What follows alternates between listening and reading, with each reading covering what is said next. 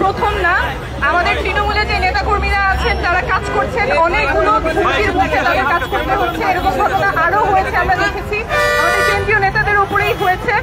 এই ঘটনা যাতে আর পুনরাবৃত্তি না হয়, এমন বাংলাদেশে আমরা ফেরত যেতে চাই না, যেখানে সুস্থ রাজনীতি করা যাবে না, হুমকির মুখে পড়তে হয়, হামলার মুখে পড়তে হয়।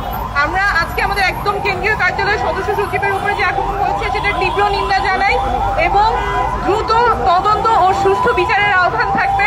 এবং নতুন রাজনীতি, যেটা আমরা বলছি সুস্থ ধারার রাজনীতি, যেখানে আলোচনা হবে, মতবিভেদ হবে, মত পার্থক্য হবে, সেই রাজনীতি আমরা চাই। একে অপরের উপরে হামলা, প্রতিহিংসা, সেই রাজনীতিতে যাতে বাংলাদেশের ফেরত না যায়, সেজন্য সকলের প্রতি আহ্বান থাকবে। ওয়ালটন আবারও মিলিয়নিয়ার অফারে ওয়ালটন ফ্রিজ কিনে আপনিও হয়ে যেতে পারেন মিলিয়নিয়ার।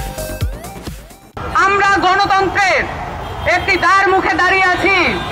আমরা দেখেছি গণ অভ্যুত্থান পরবর্তী সময়ে বিচার এবং সংস্কার নিয়ে নানান রাজনৈতিক মহলে কি ধরনের তালবাহানা হয়েছে।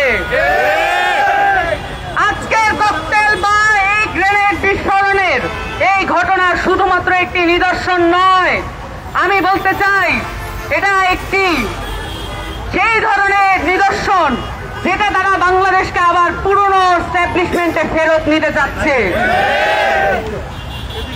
বাংলাদেশে গণ অভ্যুত্থানের পরে আমরা বলেছি বিচার এবং সংস্কারের ক্ষেত্রে সর্বোচ্চ আন্তরিকতা প্রয়োজন এবং সহযোগিতা প্রয়োজন। আপনারা সবাই দেখেছেন ঐক্যমত্য কমিশনে এবং সংস্কার কমিশনে সকল দলগুলোর কে কার কি অবস্থান ছিল। জনগণের কাছে তা পরিষ্কার, কারা বিচার চায়, কারা সংস্কার চায় আর কারা চায় না, এবং কোন মাত্রায় অসহযোগিতা করলে আজকে 10 মাস পরেও আমরা দৃশ্যমান বিচার এবং সংস্কার দেখতে পাচ্ছি না। এই ককটেল বিস্ফোরণকে, এই আমাদের সদস্য সচিবের উপর হামলাকে কোনোভাবে ইনোসেন্টলি দেখার কোনো সুযোগ নেই। এখানে যত ধরনের রাজনৈতিক পক্ষ আছে তারা চায় ঢাকাকে কন্ট্রোল করতে। আমি পরিষ্কার করে বলে দিতে চাই, গণ অভ্যুত্থানের পরে ঢাকাকে আপনাদের দুর্ঘর বানাতে পারবেন না।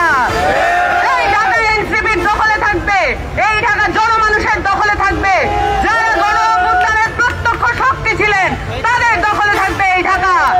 শুধুমাত্র বাংলা ভোটার মন নয়, শাহবাগ মন নয়, বাংলাদেশের প্রতিটি মোড়ে এনসিপির জননেতা এবং কর্মীরা উপস্থিত থাকবে জনগণের কল্যাণের জন্য এবং বিচার এবং সংস্কার আদায়ের জন্য।